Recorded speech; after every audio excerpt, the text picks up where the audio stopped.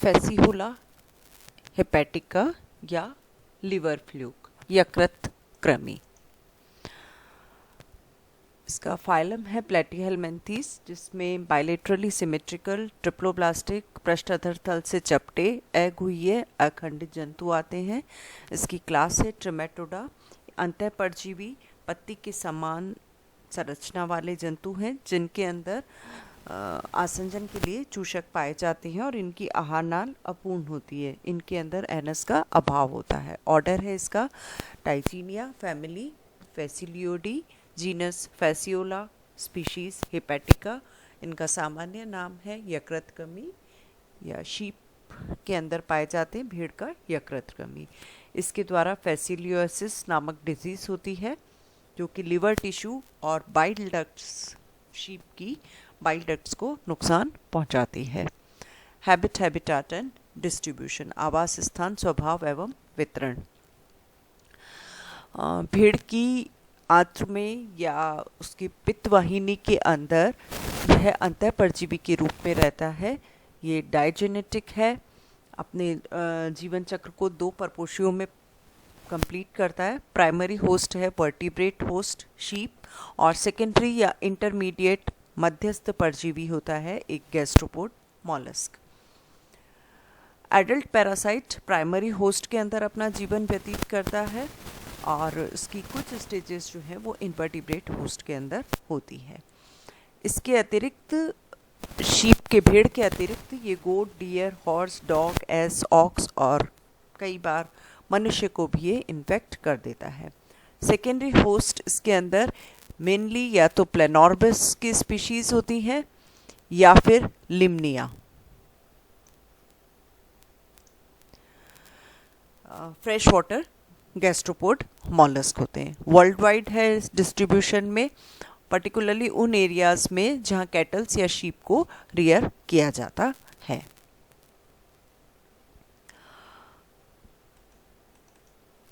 Structure, ये पतला पृष्ठधर तल से चपटा पत्ती के समान लंबा अंडाकार संरचना लिए होता है, और इसकी जो मैक्सिमम चौड़ाई है वो अगले 1/3 वाले एरिया के अंदर होती है।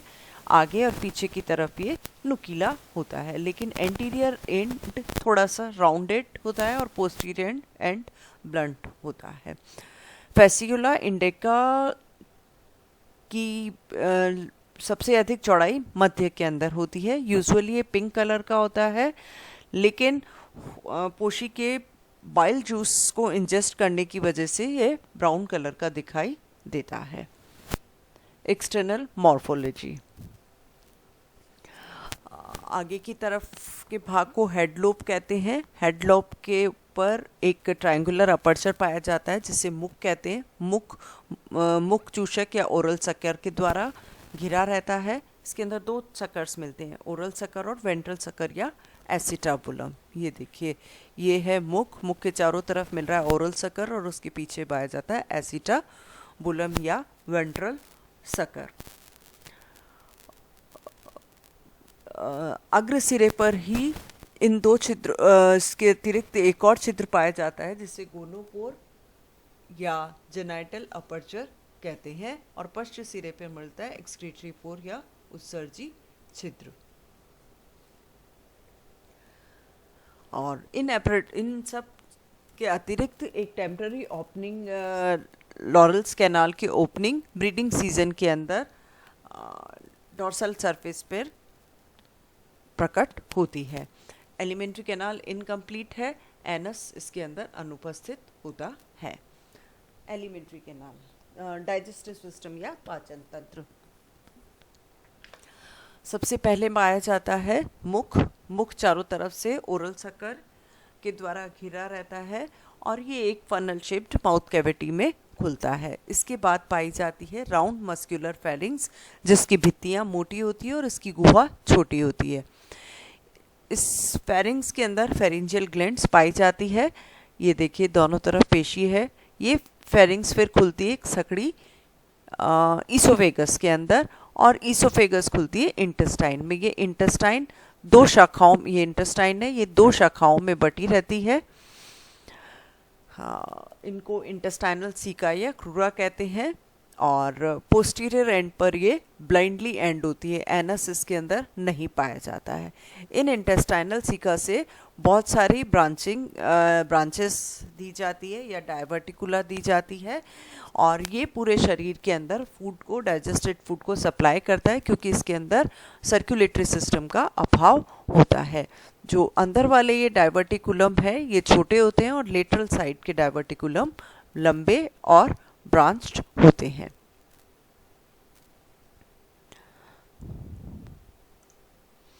फूड फीडिंग एंड डाइजेशन, ये जनरली फीड करता है बाइल, ब्लड, लिम्फ और सेल डेब्रिस के ऊपर। ओरल सकर और फेरिंग्स आपस में मिलकर एक सक्टोरियल एपरेटस का निर्माण करते हैं। पाचन एक्स्ट्रा सेल्यूलर होता है, इंटेस्टाइन के अंदर होता है। डाइजेस्टेड फूड को पूरे शरीर के अंदर डाइवर्टिकुला के द्वारा वितरित किया जाता है, क्योंकि इसके अंदर परिसंचरण तंत्र का अभाव होता है, अर्थात इसमें पाचन तंत्र ही गैस्ट्रोवेस्कुलर सिस्टम का काम करता है। ये डाइजेस्टिव न्यूट्रिएंट्स जो हैं इन डाइवर्टिकुला के द्वारा पैरेन्काइमा में ट्रांसफ़र होते हैं, और यहाँ से ये फिर डिफरेंट बॉडी ऑर्गन्स के अंदर डिफ्यूज्ड होते हैं। Reserve food mostly in the form of glycogen and fats होता है, और पैरेन्काइमा में ये स्टोर्ड रहते हैं। इनडाइजेस्टेड फूड मटेरियल यदि कुछ बचता है तो वो माउथ के थ्रू ही इजेक्ट किया जाता है। नेक्स्ट रेस्पिरेशन इसमें एवाईवी है, एनारोबिक टाइप का होता है। इनफैक्ट ग्लाइकोजन का मेटाबॉलिज्म होता है कार्बन डाइऑक्साइड और फैटी एसिड्स में, ये एनर्जी हीट के रूप में एनर्जी प्रोड्यूस करते हैं। प्रोसेस क्या रहता है, ग्लाइकोजन के अंदर एनारोबिक ग्लाइकोलिसिस होता है, जिसके फलस्वरूप पायरुविक एसिड बनता है। ये पायरुविक एसिड में फिर डीकार्बोक्सिलेशन होता है, जिसके फलस्वरूप कार्बन डाइऑक्साइड और एक एसिटाइल ग्रुप का निर्माण होता है। ये एसिटाइल ग्रुप अब कोएंजाइम ए के साथ कंबाइन होकर एसिटाइल कोएंजाइम ए का निर्माण करता है। ये एसिटाइल कोएंजाइम ए फिर कंडेंस होकर और रिड्यूस होकर फैटी एसिड्स बनाता है। इस प्रकार जो कार्बन डाइऑक्साइड प्रोड्यूस की जाती है वो सामान्य शरीर सतह से मिश्रण के द्वारा बाहर निकाल दी जाती है, और जो फैटी एसिड्स बने हैं वो एक्सक्रीटरी सिस्टम के द्वारा शरीर से बाहर निकाल दिए जाते हैं। एक्सक्रीटरी सिस्टम या उत्सर्जी तंत्र, लिवर फ्लूक के अंदर उत्सर्जी तंत्र जो है वो ऑस्मो रेगुलेशन या परासरण दाब नियंत्रण का भी कार्य करता है। इसके अंदर बहुत अधिक संख्या में पाई जाती है फ्लैम सेल्स, ज्वाला कोशिकाएं या प्रोटोनेफ्रिडिया, और ये फिर उत्सर्जी नालों या एक्सक्रीटरी डक्ट्स के द्वारा कनेक्टेड रहते हैं। फेसियोला के अंदर फ्लेम सेल्स या ज्वाला कोशिकाएं मीजेनकाइम सेल्स के रूपांतरण से बनती है, और पूरे मेसेनकाइम में ये वितरित रहती है। इरेगुलर शेप की होती है, बल्ब के समान बॉडीज है, और इनकी भित्तियाँ पतली भित्ति वाले और इलास्टिक वॉल होती है, और इनसे सूडोपोडिया के समान प्रोसेसेस दिए जाते हैं। एक न्यूक्लियस होता है और इंट्रासेलुलर कैविटी पाई जाती है। इस कैविटी के अंदर सीलिया होते हैं, और इस सीलिया की उत्पत्ति बेसल ग्रेन्यूल या आधारी कण से होती है। ये सीलिया उस ल्यूमन में इस प्रकार वाइब्रेट करते हैं जैसे कि एक जलती हुई लौ। ये देखिए, ये एक फ्लेम सेल है, ये इसके बीच में ल्यूमन मिल रही है, ल्यूमन में ये सीलिया पाए जाते हैं, और ये इसके अंदर सूडोपोडियल प्रोसेसेस हैं, और ये न्यूक्लियस है। इसीलिए क्योंकि लॉ के समान घूमते रहते हैं, गति करते हैं, वाइब्रेट करते हैं, इसलिए इनका नाम रखा गया है फ्लेम सेल्स या ज्वाला कोशिकाएं। नेक्स्ट है एक्सक्रीटरी डक्ट्स। इसकी अवकाशिका के अंदर जो माइक्रोस्कोपिक कैपिलरीज ओपन होती है, ये सकड़ी उत्सर्जी नलिकाएं बनाती है, और ये सभी उत्सर्जी नलिकाएं फिर कलेक्टिवली वेसल्स या वाहिकाओं में खुलती है।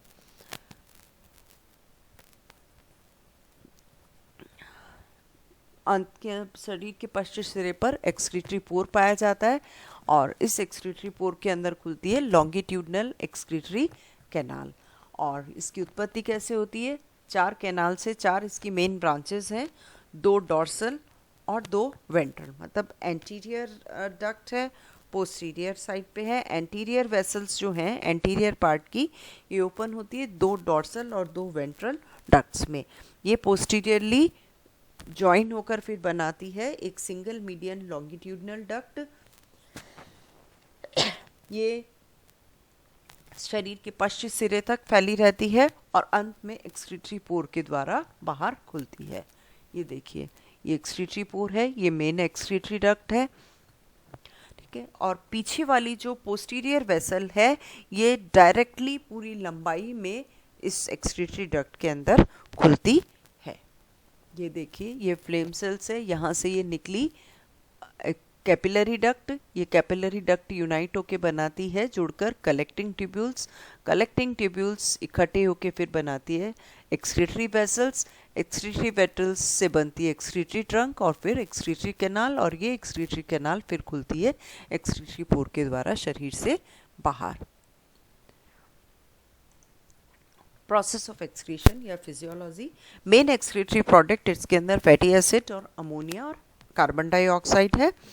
सराउंडिंग मीजेनकाइम से डिफ्यूजन के द्वारा ये उत्सर्जित पदार्थ प्रोटोनेफ्रिडिया में पहुंच जाते हैं और यहाँ पर बॉडी के अंदर कॉन्ट्रैक्शन के फलस्वरूप ये एक्सक्रीटरी पोर के द्वारा शरीर से बाहर निकाल दिए जाते हैं।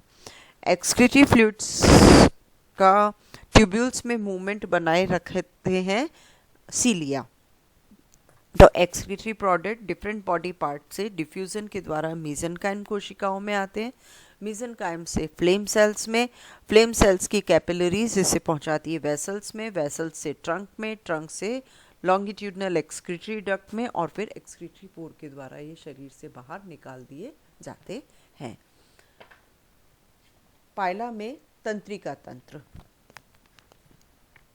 इसके अंदर स्कॉलेक्स वाले रीजन में एक जोड़ी सेरिब्रल गैंग्लियन पाया जाता है। ये देखिए, ये यहाँ पे है सेरिब्रल गैंग्लियन। ये मिलता है ईसोफेगस को घेरे हुए और इसके एक रिंग कमीशर के द्वारा आपस में जुड़े रहते हैं। जो ऊपर की तरफ दिखाई देगा एक डॉर्सल कमीशर और नीचे पीछे की तरफ होगा वेंट्रल कमीशर, और इससे आगे की तरफ तंत्रिकाएं निकलकर इसके नर्वस सिस्टम के अंदर में आएंगी ब्रेन रिंग और longitudinal nerve cords, cerebral ring या नर्व रिंग। ये रिंग जो है वो फेरिंग्स के चारों तरफ बनती है। इसके डॉर्सोलेटरल साइड पर एक जोड़ी गैंग्लियन पाया जाता है जिसे सेरिब्रल गैंग्लियन कहते हैं, और वेंट्रोलेटरल साइड पर एक और गैंग्लियन मिलता है जिसे वेंट्रल गैंग्लियन कहते हैं। आगे की तरफ इससे फाइन नर्व्स निकलकर ओरल सकर को जाती है और पीछे की तरफ निकलकर पोस्टीरियर सकर को जाती है। इससे पीछे की तरफ में इस नर्व रिंग से पीछे की तरफ 3 जोड़ी लॉन्गिट्यूडनल नर्व कॉर्ड्स निकलते हैं।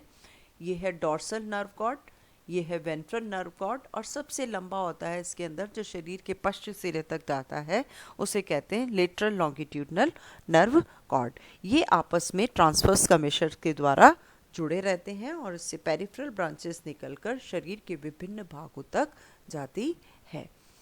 पैरासिटिक मोड ऑफ लाइफ के कारण इनके अंदर संवेदी अंग एडल्ट फेसियोला के अंदर अनुपस्थित होते हैं।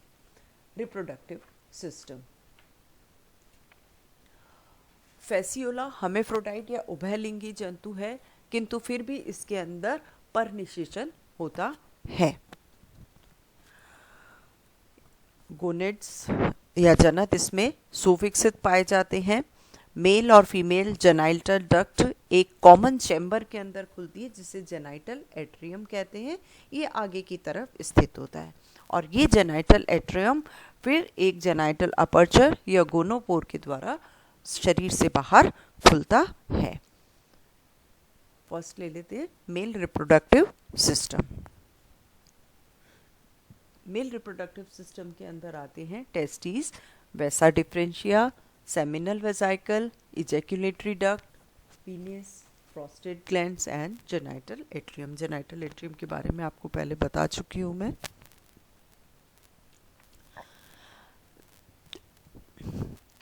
टेस्टिस संख्या में, ये देखिए, टेस्टिस संख्या में 2 होती है और शरीर का पश्च 2/3 हिस्से को ये घेरे रहती हैं। बहुत अधिक लोब्ड और ट्यूबुलर स्ट्रक्चर है और एक के पीछे एक स्थित रहती है। ये आगे है, ये पीछे वाली टेस्टिस है। जो आगे वाली टेस्टिस है उसको लेफ्ट टेस्टिस कहते हैं और पीछे वाली जो है उस पोस्टीरियर टेस्टिस को राइट टेस्टिस कहा जाता है। और इसकी जो एपिथेलियम लाइनिंग है, इसके द्वारा स्पर्म्स की उत्पत्ति होती है। ये देखिए, ये एक है, कितना लॉब्यूलर स्ट्रक्चर है, और ये पोस्टीरियर टेस्टिस है। हर टेस्टिस से एक लंबी स्लेंडर नलिका निकलती है जिसे स्पर्म डक्ट या वैसा डिफरेंशिया कहते हैं। ये देखिए, पोस्टीरियर से ये निकल रही है डक्ट और इधर से ये डक्ट निकल रही है। 2 हैं, दोनों ही साइड बाय साइड चलती है और एसिटाबुलम के वहाँ तक ये जाती है। एसिटाबुलम के पास जाके ये दोनों यूनाइट हो जाती है। ये देखिए, दोनों जुड़ गई हैं और एक नाशपाती के समान स्ट्रक्चर बनाती है जिसे सेमिनल वेजाइकल कहते हैं। दिस इज सेमिनल वेजाइकल और इस सेमिनल वेजाइकल के अंदर स्पर्म्स स्टोर रहते हैं। उसके बाद में है सिरस सैक या सिरस। इस सेमिनल वेजाइकल से आगे की तरफ में एक छोटी सी ट्विस्टेड ट्यूब निकलती है जिसे इजैक्यूलेटरी डक्ट कहते हैं। ये रहा, इससे आगे निकल रही है, ये कहलाती है, ये सेमिनल वेजाइकल है, इससे ये आगे निकलती है इजैक्यूलेटरी डक्ट। ये थोड़े और आगे जाती है और उसके बाद में ये खुलती है एक मोटे मस्कुलर इवर्सिबल कॉपुलेटरी ऑर्गन जिसे पीनिस या सिरस कहते हैं। ये देखिए, ये पीनिस या सिरस है और ये मेल जेनाइटल अपर्चर के थ्रू जेनाइटल एट्रियम के अंदर खुलती है। इसके अंदर जो ग्लैंड्स मिलती है वो है प्रोस्टेट ग्लैंड। ये प्रोस्टेट ग्लैंड कहाँ है? बहुत अधिक संख्या में होती है और कहाँ पे? इजैक्यूलेटरी डक्ट के अंदर खुलती है और जहाँ ये इजैक्यूलेटरी डक्ट पाई जा रही है उसके चारों तरफ, ये इजैक्यूलेटरी डक्ट है, इसके चारों तरफ इसको घेरे हुए ये ग्लैंड पाई जाती है। इनके द्वारा एक क्षारीय पदार्थ का स्रवण होता है जिसके द्वारा कॉपुलेशन के समय में ये स्पर्म के मूवमेंट को हेल्प करते हैं। तो जो ये सेमिनल वेजाइकल है, देन प्रोस्टेट ग्लैंड जो इजैक्यूलेटरी डक्ट के चारों तरफ मिल रही है वो, और पिनिस, ये सभी एक सिरस सैक या सिरस पाउच के अंदर बंद रहते हैं। ये रहा, ये पूरा शीट के अंदर बंद रहते हैं। नेक्स्ट है female reproductive system. Ovary single पाई जाती है और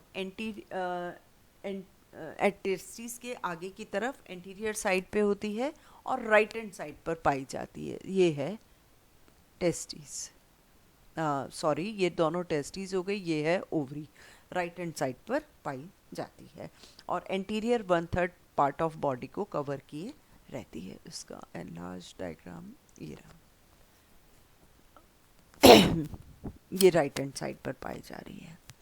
ओवरी को जर्मेरियम भी कहते हैं। सिंगल है ये, हाईली ब्रांच्ड ट्यूबुलर स्ट्रक्चर है, टेस्टिस के आगे राइट हैंड साइड पर स्थित रहता है। ये ओवरीज की जितनी भी ब्रांचेस हैं ये सभी मिलकर पीछे की तरफ इकट्ठी कलेक्टिवली एक छोटी ट्यूब के अंदर खुलती है जिसे ओविडक्ट कहते हैं। ये ओविडक्ट आप देखिए, ये ज्वाइन हो रही है इससे, मीडियन वाइटलाइन डक्ट से। ये दोनों डक्ट्स इससे जुड़कर ये बनाती है फिर ओवो वाइटलाइन डक्ट या ये यूटरस। ठीक है। ओविडक्ट फूल जाती है और कुछ के अंदर ये एक राउंड स्ट्रक्चर बना लेती है जिसे ऊ टाइप भी कहते हैं, लेकिन फैसियोला हेपेटिका में ये अनुपस्थित होता है। तो ओवरी से निकली ओविडक्ट और इधर ये निकल रही है मीडियन वाइटलाइन डक्ट। ये दोनों मिलती है और मिलकर बनाती है यूट्रस। यूट्रस क्या है? एक लंबी चौड़ी बहुत कॉन्वुलेटेड कुंडलित ट्यूब के समान संरचना है, जो कि ये देखिए आगे बढ़ रहा है और जेनाइटल एट्रियम में जाकर जेनाइटल एट्रियम में फीमेल जेनाइटल अपर्चर के द्वारा खुलता है। यूट्रस के अंदर बहुत अधिक संख्या के अंदर कैप्सूल्स या एग्स कैप्सूल्स पाए जाते हैं, जिसके अंदर फर्टिलाइज्ड एग्स होते हैं। इसकी क्योंकि इनके अंदर रिप्रोडक्शन की रेट बहुत हाई होती है, इसीलिए इसकी यूट्रस की साइज़ भी बड़ी होती है। और ये जितने भी एंडोपैरासिटिक मोड ऑफ लाइफ के जो भी एनिमल्स हैं, अंतः परजीवी जंतुओं की एक विशेषता होती है। इसके अतिरिक्त इसके अंदर फिर मिलती है लॉरेल्स कैनाल। ये ओविडक्ट से उत्पन्न होती है, ये ठीक है, ये है लॉरेल्स कैनाल। यहाँ पे ये ओविडक्ट से अराइज होती है और कॉपुलेशन के समय ये वेजाइना की तरह कार्य करती है। ब्रीडिंग सीजन में ये एक टेम्पररी पोर के द्वारा, डॉर्सल पोर के द्वारा खुलती है। इसके अंदर दो प्रकार की ग्लैंड्स पाई जाती है, वाइटेलाइन ग्लैंड या वाइटेलेरिया और मेहलीज ग्लैंड। वाइटेलाइन ग्लैंड ये देखिए इस डायग्राम में ये सारी जो दिखाई दे रही है, ये है वाइटेलाइन ग्लैंड्स। ये वाइटेलाइन ग्लैंड्स जो है राइट और लेफ्ट साइड में फॉलिकल्स के क्लस्टर्स के रूप में होता है, पूरी शरीर की लंबाई में पाई जाती है। और ये दोनों ही तरफ की जितनी भी वाइटेलाइन ग्लैंड्स हैं, ये एक फाइनली इंटरकनेक्टेड डक्ट्यूल्स के अंदर खुलती है। सभी डक्ट्यूल्स में खुल रही है और ये फाइनली खुलती है। ये देखिए, ये जो लंबी दोनों तरफ की दिखाई दे रही है, इसको बोलते हैं लेटरल वाइटेलाइन डक्ट। ये वाली लेटरल लॉन्गिट्यूडनल वाइटेलाइन डक्ट, ये इस साइड की है, ये इस साइड की है। और ये दोनों डक्ट्स जो हैं वो आपस में कनेक्टेड रहती हैं ट्रांसफर वाइटेलाइन डक्ट के द्वारा। ये देखिए, और ये एच की तरह का एक स्ट्रक्चर बना लेती है। ये जो ट्रांसफर वाइटेलाइन डक्ट है, इसके बिल्कुल सेंटर में ये फूल कर योक रिजर्वॉयर बनाता है, ठीक है। और इससे फिर निकलती है वो मीडियन वाइटेलाइन डक्ट। ये इस डायग्राम में था, ये दोनों तरफ की हो गई ट्रांसफर वाइटेलाइन डक्ट, ये बीच में फूल कर योक रिजर्वॉयर बना रहा है और इससे निकलती है मीडियन वाइटेलाइन डक्ट। इसके अंदर योक अधिक मात्रा में होता है, एम्ब्रियो का नरिशमेंट करता है और बहुत अधिक संख्या में शेल ग्लोब्यूल्स इसमें पाए जाते हैं, जो कि एग शेल का निर्माण करता है।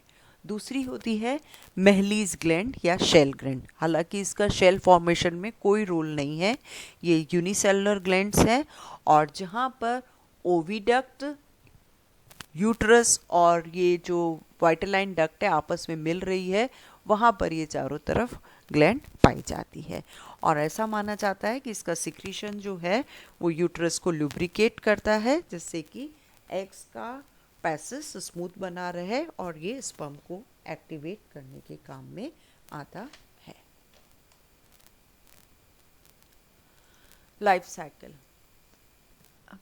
ये हर्माफ्रोडाइट है, लेकिन फिर भी इसमें क्रॉस फर्टिलाइजेशन अधिक कॉमन है, इसलिए फर्टिलाइजेशन से पहले कॉपुलेशन होता है और उस कॉपुलेशन के दौरान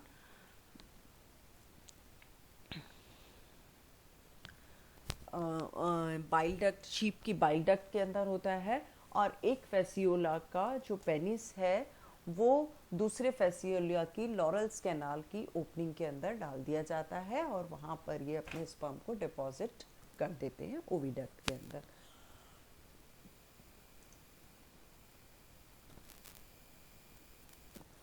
एग्स ब्राउनिश कलर के होते हैं, ओवल शेप के हैं और एग्स का फर्टिलाइजेशन होता है ओविडक्ट के अंदर। वाइटेलिन ग्लैंड्स के योग से ये नरिशमेंट प्राप्त करते हैं और इसके अंदर जो ग्रेन्यूल्स होते हैं उसके द्वारा इनकी शेल का निर्माण होता है। इस शेल के अंदर एक ऑपर्क्यूलम या लिड पाया जाता है। मेहलीज ग्लैंड का कोई रोल नहीं है शेल फॉर्मेशन के अंदर। और उसके बाद में ये डैम प्लेसेस में रिलीज़ कर दिए जाते हैं एग्स, तभी इसके अंदर आगे की लार्वल स्टेजेस डेवलप होती हैं। पहली लार्वल अवस्था जो स्वतंत्र जल के अंदर होगी वो मिरासीडियम शरीर से बाहर निकल गया। अब ये क्या है, एग है अंदर आया और ये इंटेस्टाइन के फीकल मैटर के साथ शरीर से बाहर निकाल दिया जाता है। फिर इसकी कई लार्वल अवस्थाएं हैं, मिरासीडियम, फिर है sporocyst. मिरासीडियम free living larval stage है, ये थोड़ी सी फीड नहीं करती है, जल में स्वतंत्र रूप से तैरती रहती है। और जब ये सुटेबल होस्ट इन्हें मिल जाता है जो स्नेल है, तो उसके अंदर जाके ये स्पोरोसिस्ट में परिवर्तित होती है। स्पोरोसिस्ट से रेडिया, रेडिया से सर्केरिया, ये सर्केरिया लार्वा स्नेल से बाहर आ जाता है और वाटर में मेटा सर्केरिया में परिवर्तित होता है। मेटा सर्केरिया अवस्था फिर ये शीप की इंटेस्टाइन के अंदर पहुंच जाती है, मेटा सर्केरिया अवस्था, और आगे अब इसका डेवलपमेंट फिर होता है एडन फ्लूक के अंदर। और यही फिर शीप की इंटेस्टाइन, इंटेस्टाइन से फिर टिश्यूज से लिवर, बाइल डक्ट और बाइल पैसेज के अंदर चली जाती